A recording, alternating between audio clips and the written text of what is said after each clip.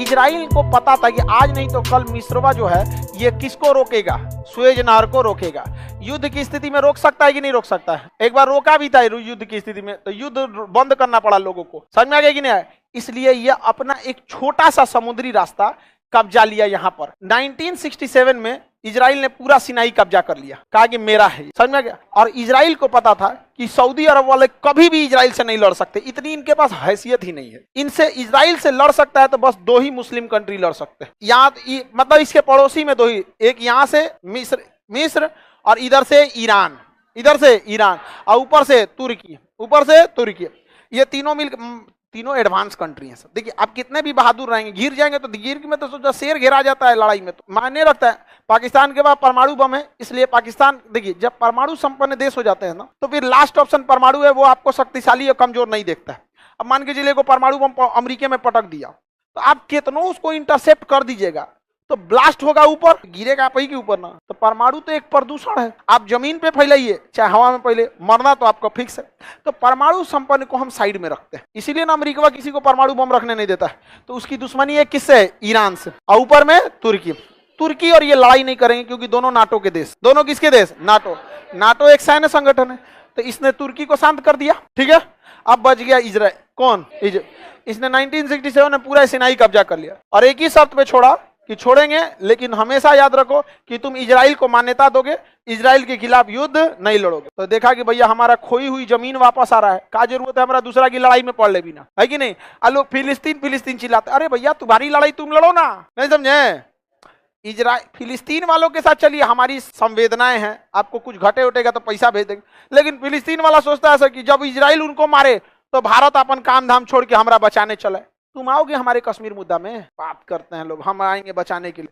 बोले कि कश्मीर भारत का है, पाकिस्तान का नहीं है, नहीं बोलता है। बावजूद भारत की इंसानियत इतनी है कि गलत को गलत और सही को सही कहता है। जबकि कारगिल की लड़ाई हम लोग इजराइल की मदद से जीते थे, आज भी हमारे अंदर इंसानियत जिंदा है। ये कहते हैं कि कश्मीर की मुद्दा सॉल्व करना चाहिए भारत पाकिस्तान को बैठ के। बोले एक बार कि भारत का है कश्मीर, नहीं बोलता है। लेकिन बावजूद इसके इजराइल का, हमें अटल बिहारी वाजपेयी खुद कहे थे कि इजराइल को फिलिस्तीनियों की जमीन लौटा देनी चाहिए। एक प्रधानमंत्री की बात एक संविधान बराबर हो जाती है, लेकिन फिर भी ना, भारत अपने लड़ो। समझ में आ गया? हम लोग कहने जाते हैं कि पीओके वापस आएंगे तो हमारा रूस मदद करना है, अमेरिका मदद करना, पता है हमको, हम लेके चले आएंगे। समझ में आया कि नहीं आ गया? अपने दम पे लड़ाई लड़ना चाहिए, यहाँ पर दूसरे के दम पे लड़ाई लड़ेंगे। यही बतिया हम बोल दिए थे पिछले साल, तो हमारा भड़क गया था सब। समझ में आ गया कि नहीं? इंडिया से किसी को प्रॉब्लम नहीं था। अब इंटरनेट तो पूरे दुनिया का है, वहाँ पाकिस्तानिया सब खूब गुस्सा गया था हमारे ऊपर। हम कहें कि कौआ के सरपला से गाय को क्या होता है? कुछ होता है? सरपले रहो तुम, सोच रहे तो नहीं। बात करते हैं। अब इजराइल देखिए, दिमाग देखिए, समझिए ध्यान से, कितना तेज दिमाग होता है इन सब।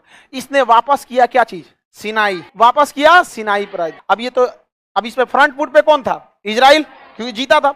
वापस करते समय उसने थोड़ा सा सिनाई का एरिया कब्जा लिया, थोड़ा सा अकाबा की खाड़ी, ज्यादा नहीं कब्जाया, 30 किलोमीटर पतला सा। अब बस इतने के वजह से वो यहाँ पे उतर सकता है। कहां पर? लाल सागर। अगर ये सुएज नहर बंद भी कर देते हैं तो इसकी जहाजें यहां से चली जाएंगी इजराइल, और इजराइल से चली जाएंगी भूमध्य सागर। समझ में आ गया? ये होती है कूटनीति। जिस यहूदियों के पास अपना देश नहीं था, उन्होंने दुनिया का नक्शा डिसाइड कर दिया। ये होता है बाउंस बैक करना, ये होता है अपने आप को, अपनी देश के लिए लड़ाई लड़ना यहाँ पर। और हम लोग अभी ले पीओके नहीं लाए। हम काहे चिल्ला रहे हैं यूपीएससी बैच, क्योंकि यूपीएससी वाला जाके वहां सलाहकार बनता है, सब अपने बैच कराएगा, चढ़ा देगा। हाँ मारिए, कोई दिक्कत नहीं, सारी तैयारी है।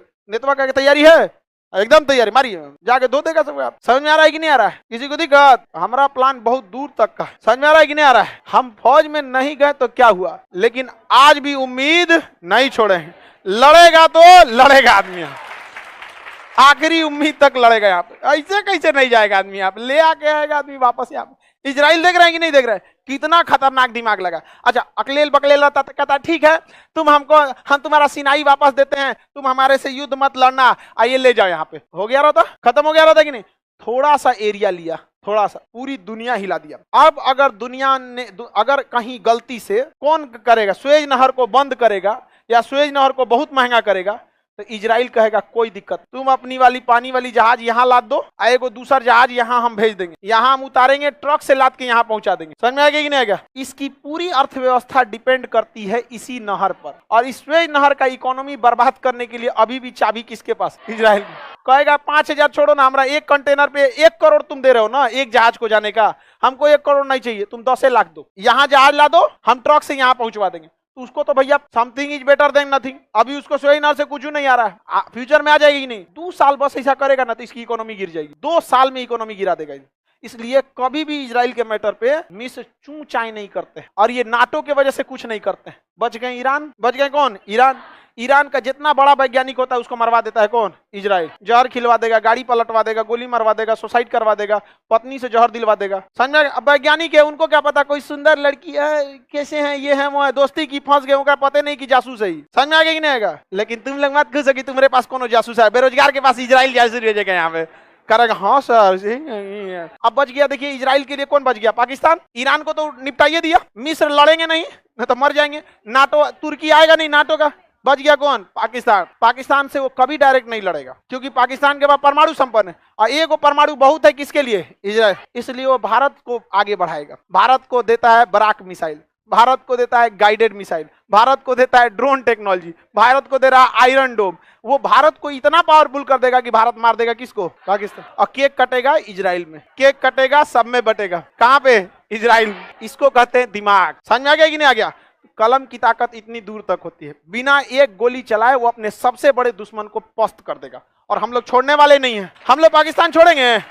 हम लोग काय लिए छोड़ने वाले हैं भाई? सबका बदला लिया जाएगा, कारगिल का बदला, सियाचिन का बदला, 71 का बदला, 65 का बदला, ताज होटल का बदला, संसद का बदला, कश्मीर में जो मारा गया पुलवामा, सबका बदला लिया जाएगा हम लोग। समझ में आ गया कि नहीं आ गया? और हम इजराइल के साथ हाथ फैलाने मांगने वाले नहीं है कि इजराइल दे दो, इजराइल खुद पहुंचाएगा, मारो। समझ में आ गया कि नहीं आ गया? पूरी दुनिया में अगर इजराइल अपनी व्यवस्था बना के रखा है ना, तो भारत भी इस तरह से अपनी विदेश नीति को सजा के रखा है कि हमारी जरूरत हमारे दुश्मन चीन को भी है, हमारी जरूरत हमारे दुश्मन पाकिस्तान को भी है, रूस को भी है, अमेरिका को भी, ब्रिटेन को भी है, फ्रांस को भी है। और भारत को किसी से मतलब नहीं रहता है। ज्यादा जरूरत ऐठोगे तो हम इधर से ले लेंगे, तुम भी ऐठोगे तो खुद का बना लेंगे। तेजस आज दुनिया खरीदने के लिए मांग रही है। समझ में आ गया कि नहीं आ गया?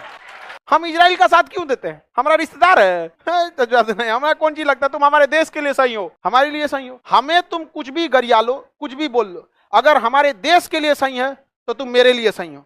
लेकिन तुम हमें अमृत भी पिला दोगे, हमारे देश के लिए सही नहीं हो तो ससुरा मारेंगे तुम्हारे अमृत पी के तोरे के।